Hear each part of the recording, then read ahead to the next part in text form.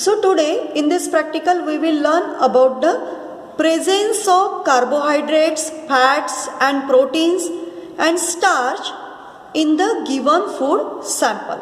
So for this practical you have to take some food samples like potatoes, oil or butter or desi ghee or dalda. You can take for that test. Then groundnut, bread, rice, milk, biscuits, grapes, eggs, that samples you can take for the analysis of carbohydrates, fats, starch and proteins in these given samples. So which sample contain carbohydrates, proteins, fats or starch, that we have to analyze here. So for that, potato, suppose first we have taken potato here, we have to make slices of potatoes, small slices of potatoes, then boil it and take out its extract. Then do that. At first you have to do the test for carbohydrates, then you have to do test for protein, then you have to do test for fats and then you have to do test for starch. So for each sample you have to do the test for all that four nutrients, four food contents. Okay. So for carbohydrates, which test we have to apply that we will discuss here. For carbohydrate, Mollis's test, that is with concentrated H2SO4, Mollis's test we have to apply. We can apply here. Fehling solution test we can apply here. Benedict solution test we can apply here, and Tollens reagent test also we can apply here for analysis of carbohydrate. Then for analysis of protein, which test we have to follow here? We have to do here xanthoprotein test. First is xanthoprotein test with concentrated nitric acid, concentrated nitric acid. That test you have to apply. Then burette test, for that alkaline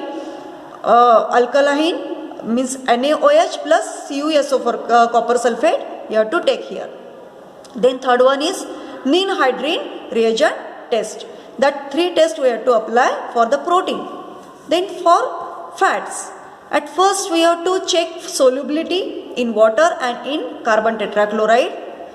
If it is soluble in carbon tetrachloride only and insoluble in water, then fats is present. Then spot test we have to do. In spot test, what we have to do? Take the samples and press it on the clean white paper. Then what result we will get? If the sample is having fats, so when we press that sample inside the white paper, what will happen? The white paper will become translucent. So due to this result we can confirm here fat is present in the given food sample. Then acrolein test, that is chemical test. Acrolein test we have to follow here, that is with potassium bisulfate. It is with potassium bisulfate. Then for detection of starch, very common test we always learn that iodine test. Yes, before that also we have learned. For starch, iodine test will give very good result. Then Mollis's test we have to apply here. Then Benedict's test also we have to apply here. So which food sample will give which test positive, that we will discuss afterwards. Potato will give the test with Mollis's reagent. It will give the result. And if potato will give the result with reagent for starch. Yes, in potato we will get carbohydrate and starch, because that test particularly for carbohydrate and particularly for starch will give the result for potato. And for protein and fats, potato will not give any result.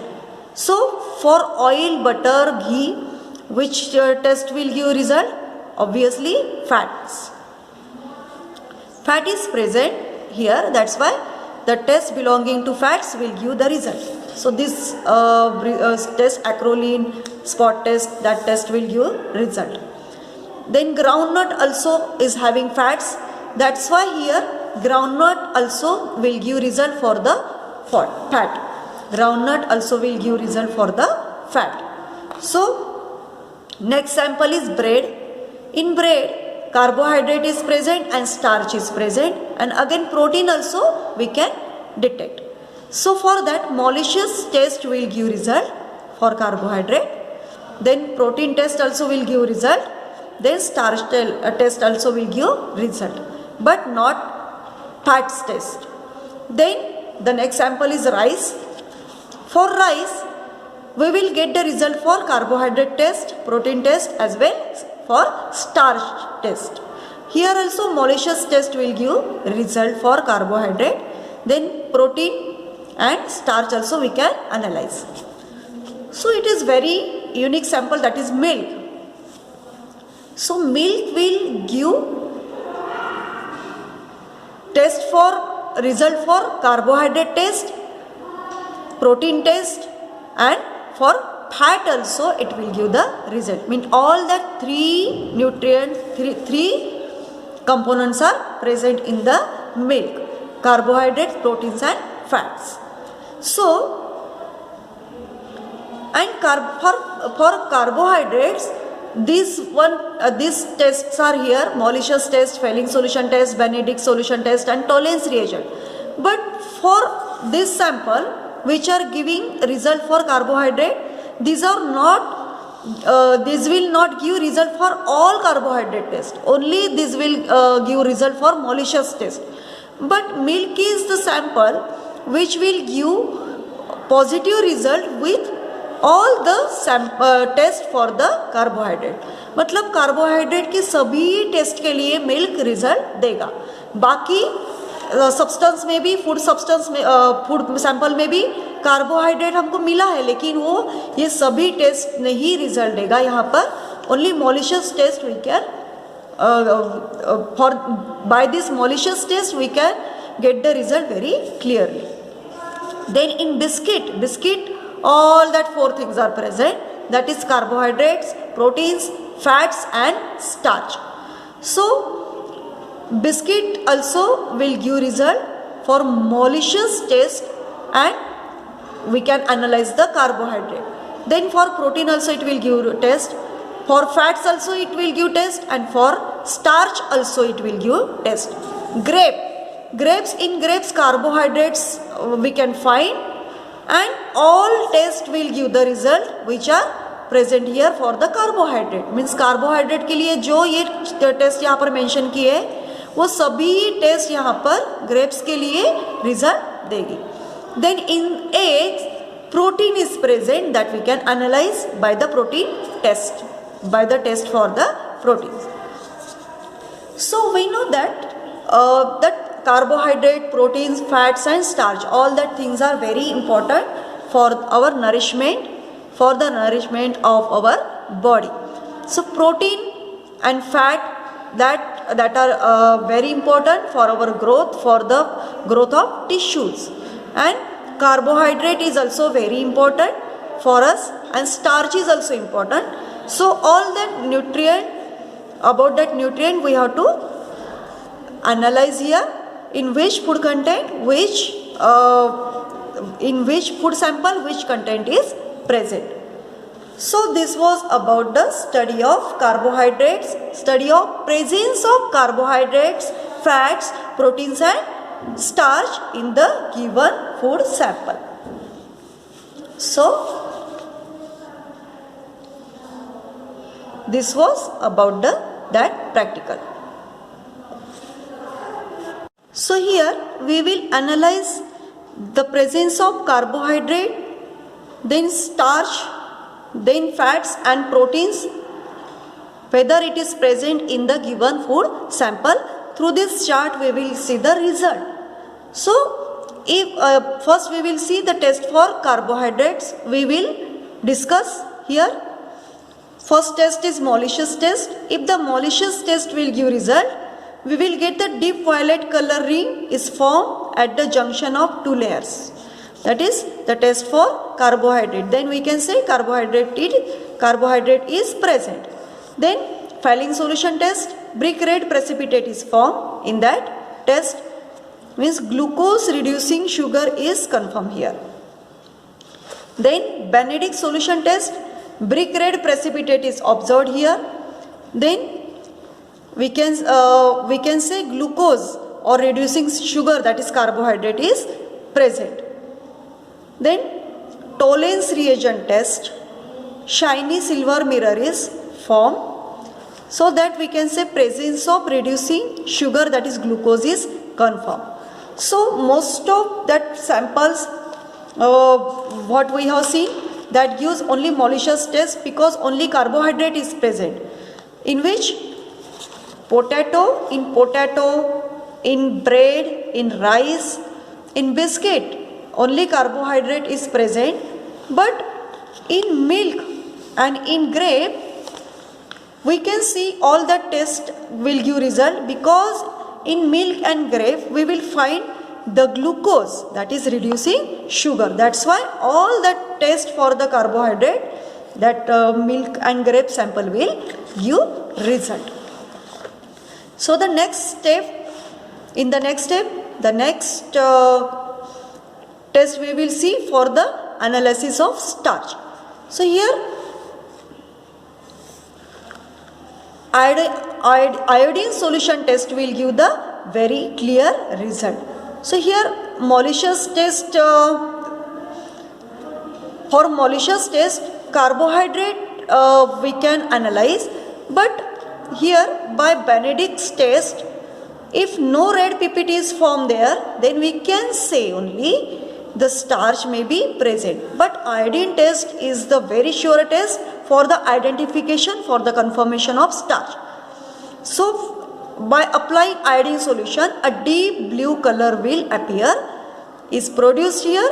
That means starch will be confirmed here.